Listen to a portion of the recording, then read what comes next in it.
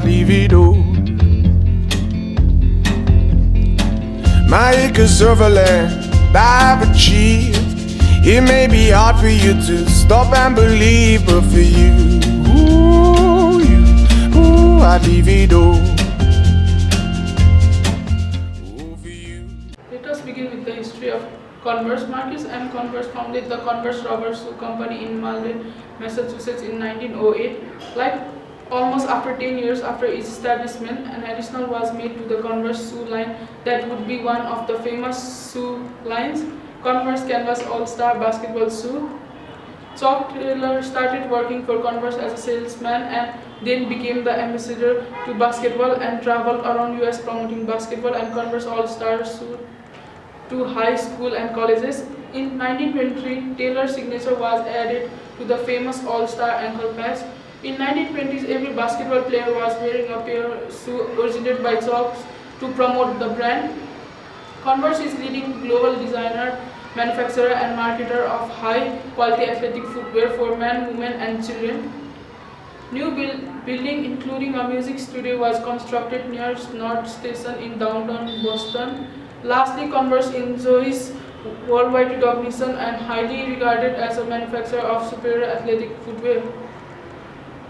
In Nepal's history, we interviewed the sales executive Mr. Rukesh Muzu of Converse showroom branch in Kathmandu Mall. We were informed that Converse entered Nepal market 8 to 10 years ago. The showroom targets all age groups and generally receives customers aged till their 30s. The price ranges between 4,000 to 7,000 rupees. Converse products are brought from Singapore, shipped till Kolkata and transported by car to Nepal. Let's talk about economic status of the company. In second half of 1990s, Converse was slipping rapidly into receivership as debt piled up yearly and its products were rejected by consumers in an increasingly competitive environment.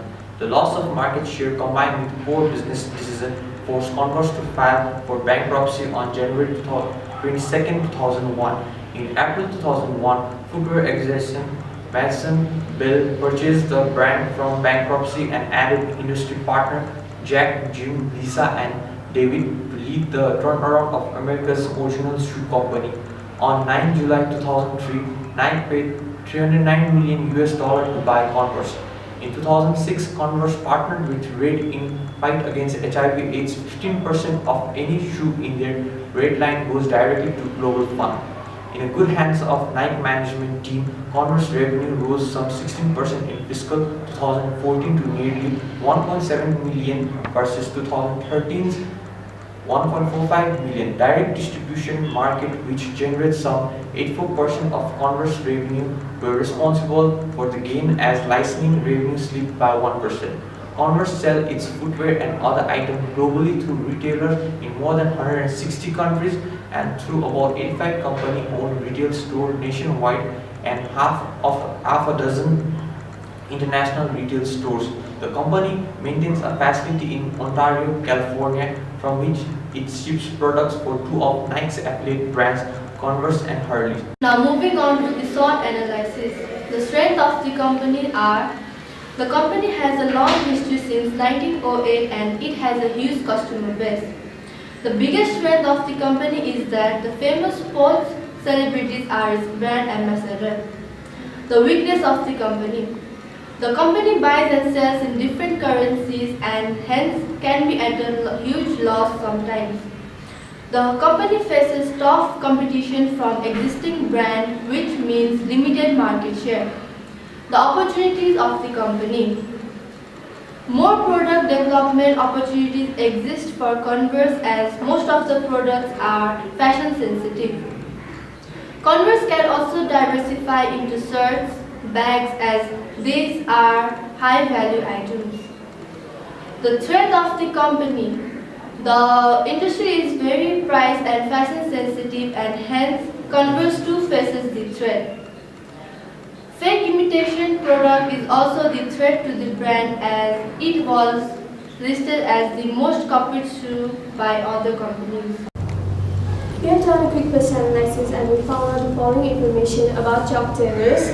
Politically, the state of the government this international brand has branches on is of high priority. For example, in Nepal, due to the recent blockade, goods cannot be imported anymore. As for the economical analysis, there is also a threat of economic recession. The buying capacity of consumers directly affect Converse's sales. Next, socially, Converse is found to be very active. It has high brand image value and it has over 30 million likes on Facebook and 3 million followers on Instagram. Basically, Converse has a very strong grasp on social medias. Finally, as for the technological analysis, Converse still uses the same technology it used over a century ago, and this has proven to drag the company down in matters of comfort and innovation. Lastly, these are the suggestions we'd like to make. Converse has been doing fairly well in making profits, so it should focus more on investing in new technologies to make the shoes more profitable. Converse should also not rely completely on social media and do further advertising if it wants better market share. As for the situation in Nepal, they must find alternative ways to supply the goods from. Thank you.